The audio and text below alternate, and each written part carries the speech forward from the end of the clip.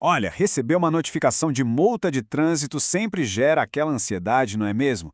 E logo depois, a primeira preocupação que bate é: e os pontos na Carteira Nacional de Habilitação? Bom, vamos botar os pingos nos is e entender de uma vez por todas como esse sistema realmente funciona. Essa aí é sem dúvida nenhuma a pergunta de US$ 1 milhão. É a primeira coisa que todo motorista se pergunta depois de ser autuado.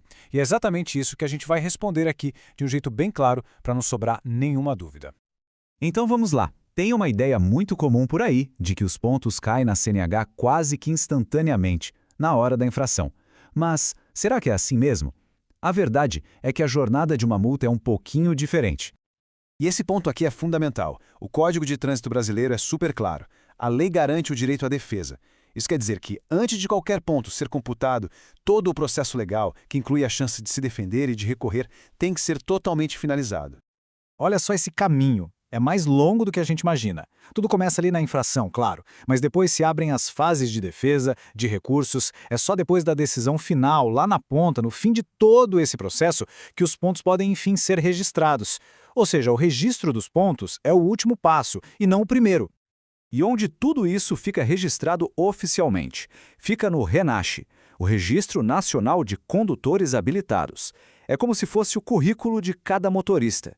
A Resolução 723 do CONTRAN confirma.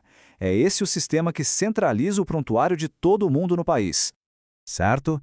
E depois que os pontos entram, eles ficam lá para sempre? Não.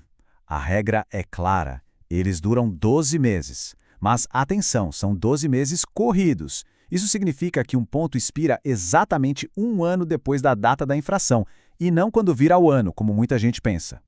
Ok, já entendemos como os pontos chegam e quanto tempo duram. Agora vamos para a próxima pergunta, que é super importante. O que de fato inicia um processo de suspensão da CNH? E aqui tem outro detalhe que muda o jogo. Atingir o limite de pontos não significa que a carteira vai ser suspensa ali na hora. Calma! O que acontece de verdade é que o limite de pontos dá início a um processo administrativo totalmente novo, um processo separado só para tratar da suspensão. O artigo 261 do Código de Trânsito define bem isso. Basicamente, existem dois caminhos que podem levar ao início desse processo. O primeiro é pelo acúmulo de pontos dentro de 12 meses. O segundo é por cometer uma daquelas infrações que sozinhas já prevêem a suspensão. Vamos detalhar a regra dos pontos. Funciona assim: o limite padrão é de 40 pontos, mas ele vai diminuindo dependendo da gravidade das infrações. Se houver uma infração gravíssima nesse período de 12 meses, o limite já cai para 30. Se forem duas ou mais gravíssimas, o limite desce para 20 pontos. Agora, o outro caminho.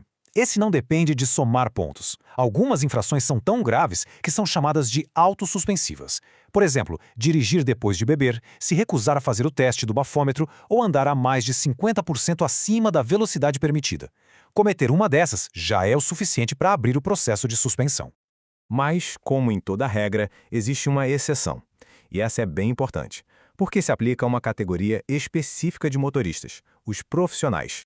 Para quem tem aquela sigla EER, de exerce atividade remunerada na carteira de motorista, a história é outra. O limite é sempre fixo em 40 pontos. Não importa o tipo ou a quantidade de infrações gravíssimas que cometa, sempre 40. E tem mais. Esses profissionais contam com uma espécie de carta na manga.